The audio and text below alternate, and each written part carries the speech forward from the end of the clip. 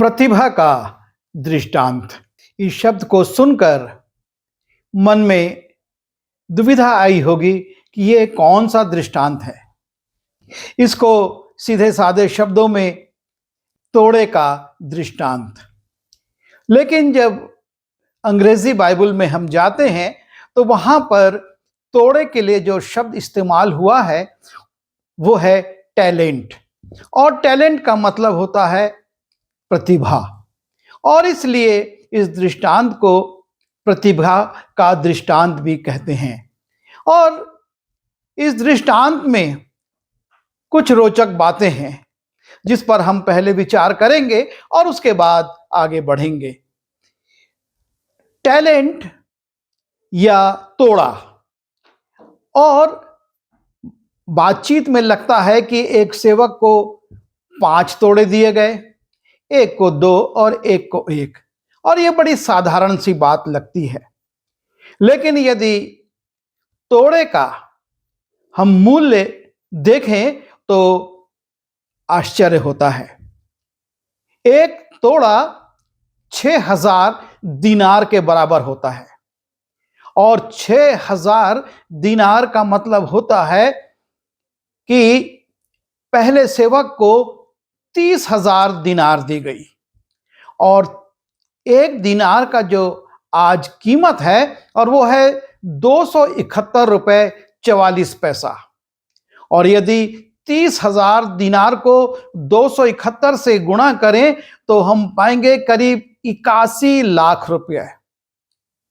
और उसी प्रकार से 2 तोड़ा जिसको दिया गया उसको 12,000 दिनार दी गई, और 12,000 दिनार देने का मतलब होता है 28,64,000 रुपए दिए गए। और जिसको दिनारें दी गई, जिसको 1 तोड़ा दिया गया उसको 6,000 दिनार दी गई, और उसकी कीमत होती है लगभग 14,32,000। और इसका मूल्य एक और तरीके से निकाला जाता है। 1 तोड़े में 20 किलो चांदी आती है। 1 तोड़ा 20 किलो चांदी के बराबर होता है। और तब जिसको 5 तोड़े दिए गए उसको 100 किलो चांदी स्वामी ने दी। जिसको 2 तोड़े दिए गए उसको 40 किलो चांदी स्वामी ने दी, और जिसको 1 तोड़ा दिया गया उसको 20 किलो चांदी स्वामी ने दी। और वर्तमान में 1 किलो चांदी का मूल्य 71,600 रुपए है। अब हम हिसाब लगा सकते हैं कि स्वामी ने कितनी बड़ी संपत्ति अपने सेवकों को दी थी कि वो उसके द्वारा व्यापार करें और पैसा अर्जित करें।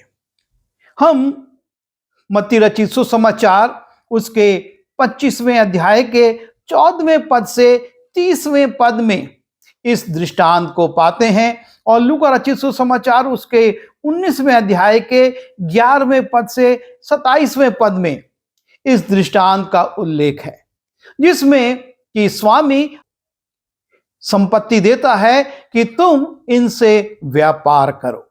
और सबसे पहली बात जो हम इस दृष्टांत में देखते हैं और वो है कि स्वामी सेवकों को अलग अलग जिम्मेदारी सौंपता है। स्वामी सामूहिक रूप से सेवकों को संपत्ति देकर नहीं चला जाता कि तुम इससे व्यापार करना और इसके द्वारा तुम धन अर्जन करना, लेकिन वो सेवकों को अलग अलग जिम्मेदारी देता है। हम पाते हैं परमेश्वर ने हर मनुष्य को अलग अलग टैलेंट अर्थात प्रतिभा, किसी को लिखने की, किसी को गाने की, किसी को बजाने की, और किसी को अच्छा बोलने की, प्रचार करने की, और नाना प्रकार की योग्यताएं दी हैं।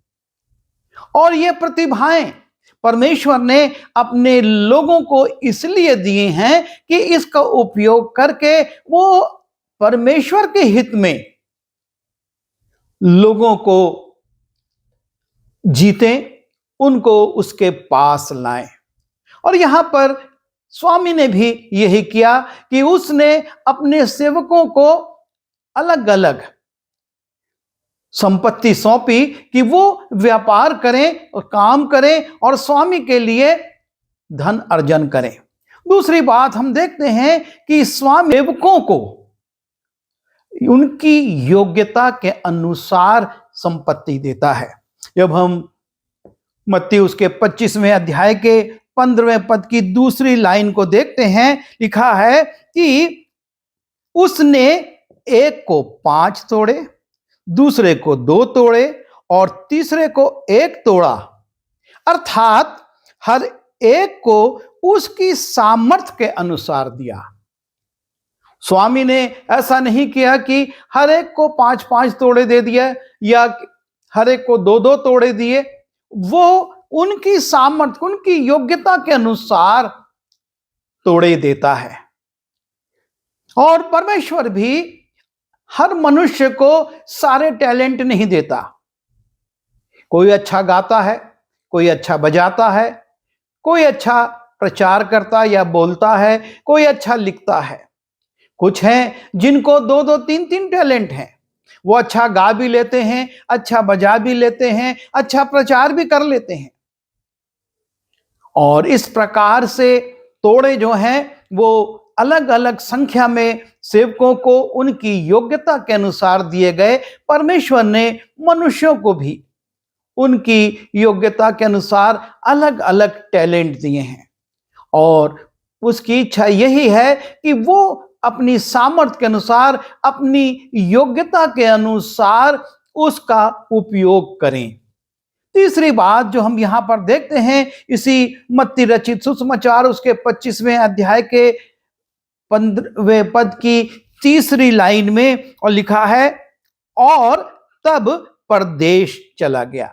अर्थात स्वामी सेवकों को दायित्व देकर वो संपत्ति का अलग अलग बंटवारा करके, अलग अलग धन देकर वो परदेश चला जाता। अर्थात स्वामी अब सेवकों के काम में कोई दखल नहीं दे रहा है। तुमको अपनी योग्यता के अनुसार इस संपत्ति का उपयोग करके उसको बढ़ाना है। और परमेश्वर भी यही चाहता है और वो हमको दखल नहीं देता। उसने हमको टैलेंट दे दिए। अब बहुत से लोग उस टैलेंट का उपयोग अपनी महिमा के लिए करते हैं।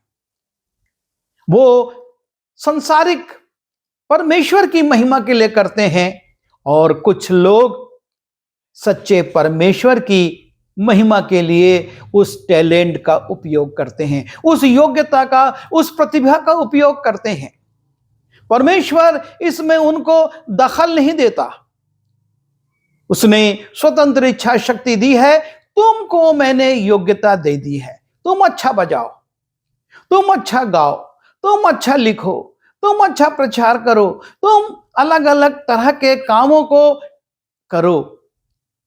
अब तुम्हारी इच्छा है कि तुम इसको परमेश्वर के हित में करते हो, परमेश्वर के लिए करते हो, या संसार के लिए, या अपने हित के लिए, अपने लाभ अर्जन के लिए, अपनी धनाढ्यता को बढ़ाने के लिए इन प्रतिभाओं का उपयोग करते हो।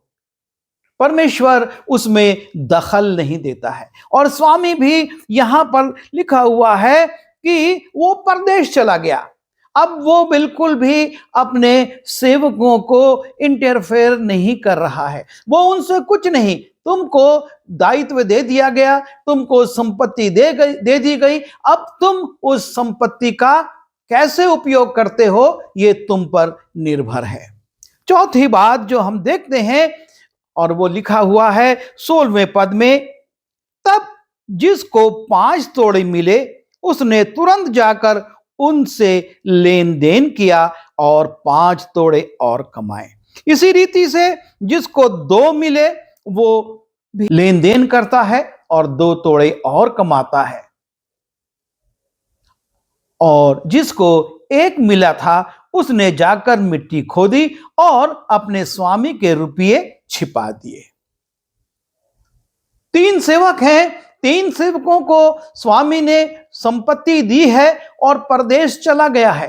अब वो उनकी चौकीदारी नहीं कर रहा, दिशा निर्देश नहीं दे रहा है कि तुमको ऐसा ही करना होगा।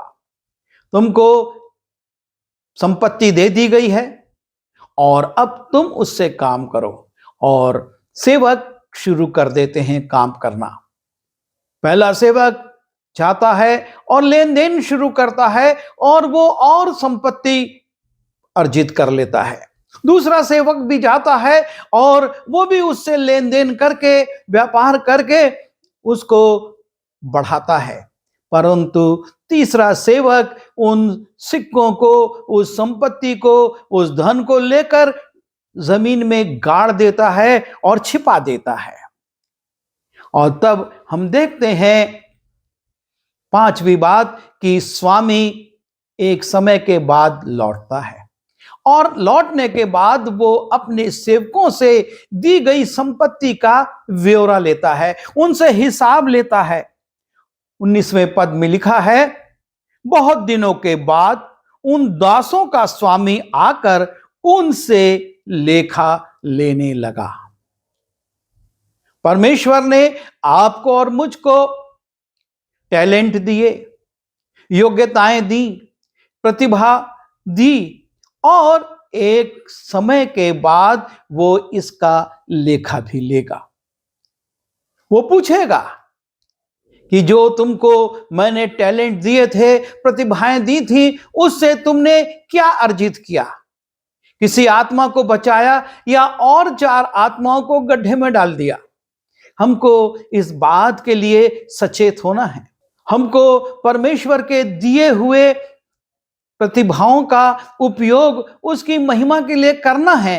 तभी हम कह पाएंगे कि जो तोड़े तूने दिए थे उससे मैंने और कमाए। जब क्योंकि यीशु मसीह भी यूहन्ना उसके 15:10 में और 8 में कहते हैं, पिता की महिमा इसी से होती है कि तुम बहुत सा फल लाओ और तभी तुम मेरे चेले ठहरोगे। फल लाना है। और यहां पर स्वामी आ गया है और अब अपने सेवकों से वो लेखा ले रहा है। और तब लिखा है 20वें पद में, जिसको 5 तोड़े मिले थे उसने 5 तोड़े और लाकर कहा, हे स्वामी, तूने मुझे 5 तोड़े सौंपे थे और देख मैंने 5 तोड़े और कमाए हैं। लेखा देते समय सेवक ना सिर्फ पुरानी संपत्ति का ब्यौरा बताता है कि तूने मुझको 5 तोड़े दिए थे, मुझको 100 किलो चांदी दी थी, मुझको लगभग 71 लाख रुपए दिए थे और मैंने उससे 100 किलो चांदी या और 71 लाख, ये बात करोड़ों में चल रही है। स्वामी ने एक बड़ी राशि दी हुई थी और परमेश्वर ने आपको और मुझको बड़ी बड़ी योग्यताएं दी हुई हैं। सवाल ये उठता है कि जैसे इसने 5 तोड़ों से 5 तोड़े कमाए, हमने इतनी सारी योग्यताएं पाने के बाद, इतनी सारी प्रतिभाएं पाने के बाद परमेश्वर के सामने क्या ला रहे हैं? आगे हम देखते हैं, जिसको 2 तोड़े मिले थे, 22वें पद में, जिसको 2 तोड़े मिले थे उसने भी आकर कहा, हे स्वामी, तूने मुझे 2 तोड़े सौंपे थे, देख मैंने 2 तोड़े और कमाए हैं। तूने मुझको 40 किलो चांदी दी थी, तूने मुझको लगभग 28 लाख रुपए दिए थे और मैंने उससे 40 किलो चांदी और कमा ली है। मैंने उससे 28 लाख रुपए और बना लिए हैं। ये एक दिन की बात नहीं है। लिखा है कि बहुत दिनों के बाद उन दासों का स्वामी आकर उनसे लेखा लेने लगा। एक लंबे समय तक इन्होंने व्यापार करा और तब वो राशि दुगनी हुई। परमेश्वर ने हमको एक लंबा जीवन दिया है और इस लंबे जीवन में वो तत्काल नहीं, पर चाहता है कि हम अपने जीवन काल में उन प्रतिभाओं का, उन योग्यताओं का उपयोग करके परमेश्वर के लिए फल लाएं। और तीसरा व्यक्ति आता है और वो कहता है कि तब जिसको एक तोड़ा मिला था उसने आकर कहा, हे स्वामी, मैं तुझे जानता था कि तू कठोर मनुष्य है और तू जहां कहीं नहीं बोता वहां काटता है और जहां नहीं छींटता वहां से बटोरता है। सो मैं डर गया और जाकर तेरा तोड़ा मिट्टी में छिपा दिया। देख, जो तेरा है वो ये है। उसने स्वामी पर भी दोष लगाना शुरू कर दिया कि तू बहुत कठोर मनुष्य है, और यदि मैं इस तोड़े का उपयोग करता और कहीं गलती से मुझको घाटा हो जाता तो तू मुझसे लेखा लेते समय मुझको दंडित करता, और इसलिए मैंने जो तेरा था उसको जमीन में छिपा दिया। और अब देख, जो 20 किलो चांदी तूने मुझको दी थी, जो 14 लाख रुपए दिए थे, ये तेरे पास मैं वापस ले आता हूं। पर स्वामी इससे खुश नहीं होता है।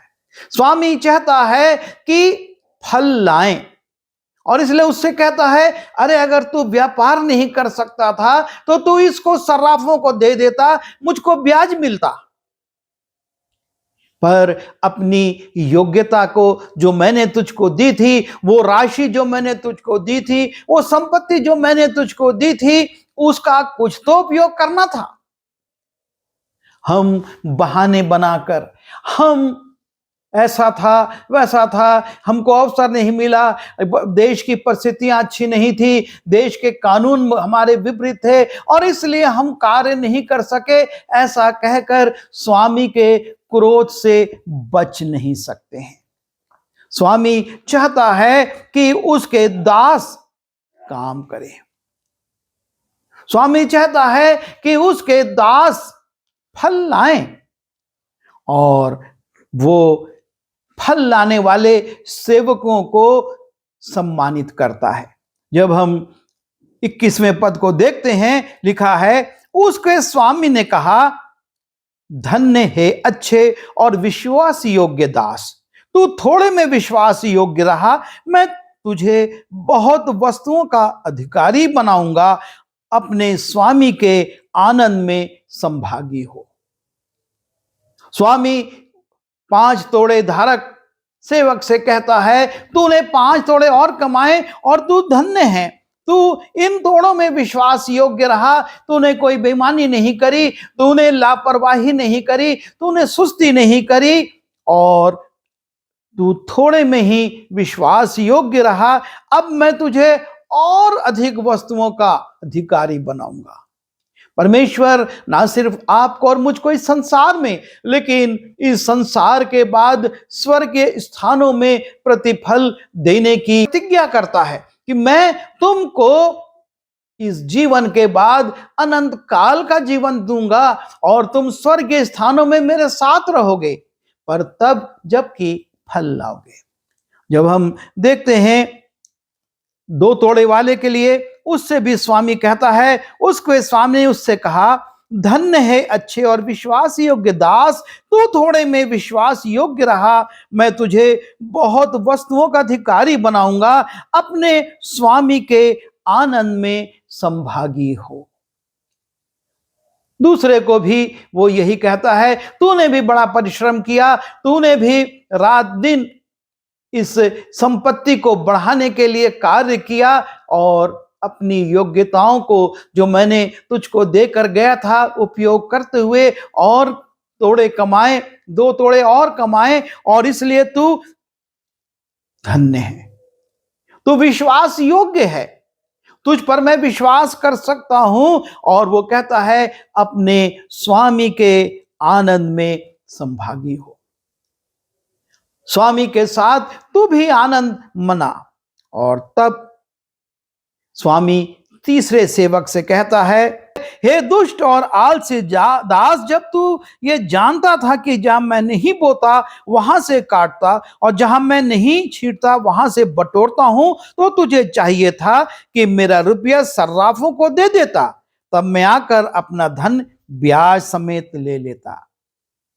और तब स्वामी का दंड आ जाता है। 2 से वो कहता है कि अपने स्वामी के आनंद में संभागी हो, मैं तुमको और वस्तुओं का अधिकारी बनाऊंगा, और इसके लिए कहता है, इसलिए वो तोड़ा उससे ले लो, जिसके पास 10 तोड़े हैं उसको दे दो। ये एक तोड़ा जो मैंने इसको दिया था और इतने वर्षों तक, इतने समय तक ये उसको छिपा के रखा रहा, अब उससे वो योग्यता, वो प्रतिभा, वो टैलेंट ले लो और मैं ये टैलेंट उसको देता हूं जिसके पास है। जिसके पास 10 तोड़े हो गए हैं उसको ये प्रतिभा या ये टैलेंट या ये धन दे दो, क्योंकि जिस किसी के पास है उसे और दिया जाएगा और जिसके पास नहीं है उससे वो भी जो उसके पास है ले लिया जाएगा। जो अपने टैलेंट्स का उपयोग परमेश्वर की महिमा के लिए करते हैं, परमेश्वर उनको बढ़ाएगा, लेकिन जो उसको अपने लाभ के लिए, अपने स्वार्थ के लिए या अपने आलस्य के कारण उपयोग में नहीं लाते हैं, उनसे वो योग्यता छीन ली जाएगी। और तब लिखा है, और इस निकम्मे दास को बाहर के अंधेरे में डाल दो, जहां रोना और दांत पीसना होता है। ना सिर्फ उससे वो संपत्ति, वो योग्यता छीन ली गई, लेकिन उसके ऊपर दंड आ गया। स्वामी कहता है कि इस निकम्मे दास को, क्योंकि इतने दिन जब मैं बाहर रहा इसने कुछ नहीं किया, यह आलसी है, यह दुष्ट है, और इसलिए इसको बाहर अंधेरे में डाल दो, जहां रोना और दांत पीसना होगा। अर्थात उस क्लेश में चले जाएंगे जो कि इस संसार के न्याय के बाद दुष्टों को दिया जाएगा। और इसलिए ये बहुत जरूरी है कि हम सावधान हों। परमेश्वर ने हमको जो योग्यताएं दी हैं, जो तोड़े हमको दिए हैं, उनका हम परमेश्वर के सामने लेखा क्या देंगे। यदि हम लेखा देने में चूक गए तो हम पर दंड आ जाएगा, और यदि हम लेखा देते समय उसको बताएंगे कि जो तूने दिया था उससे मैंने ये अर्जन और किया है, तो निश्चय इनाम भी पाएंगे। परमेश्वर ने आपको और मुझको इस जीवन के साथ बहुत सारी योग्यताएं दी हैं, बहुत सारे तोड़े दिए हैं, और वो ये चाहता है कि हम उनका उपयोग परमेश्वर की महिमा के लिए करें। हम उसका उपयोग आत्माओं को जीतने के लिए करें और परमेश्वर के खत्ते में उन फलों को जमा करें। और जब वो उसे देखेगा तो आनंदित होगा और कहेगा कि तू थोड़े में विश्वास योग्य रहा, बहुत वस्तुओं का मालिक बन जा। आइए दुआ करें।